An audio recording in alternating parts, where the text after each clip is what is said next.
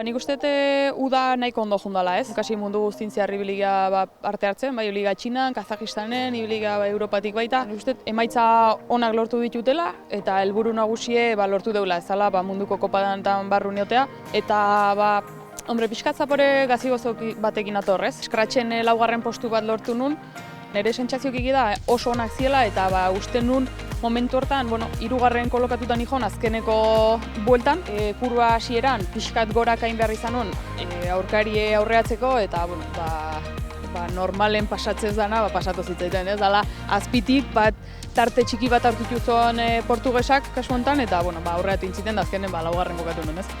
Pena, baina aldi beren guztuaz uste dut kriston esprin bota nula, ez? Eta, egia esan alde hortatik eta gero analizatuta datu, oso datu honak atea egin ditun eta kontentu oteko moduko karrera ustetin nula.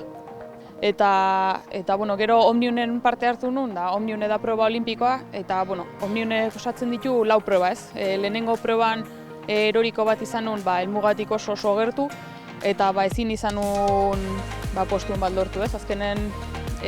Azkena helmugaratu nintzen, erorikoa dela eta horrek asko lastratu ziten sailkapen orokorren, ez? Orduan, pena ematen dizu, gero beste 3 probatan nire buru oso ondo aurkitu nun, eta pena ematen dizu, ez? Azkenen ezin izan nun sailkapen on bat ekarri. Baina, beste alde batetik, pozin nau, nire buru ondo ikusi nulako, eta, datozen txapelketatako baita, uste dutelako ondo iristen naizela.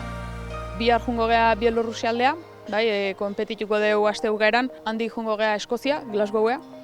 Etxea etorriko gea 10 bat egun, eta gero federazioekin konzentrata izango gea Valentzien, eta handikan Hong Kong, Nueva Zelanda eta Australia ingo ditugu. Orduan, guain Gabonak arte oso kalendario exigentea dauket.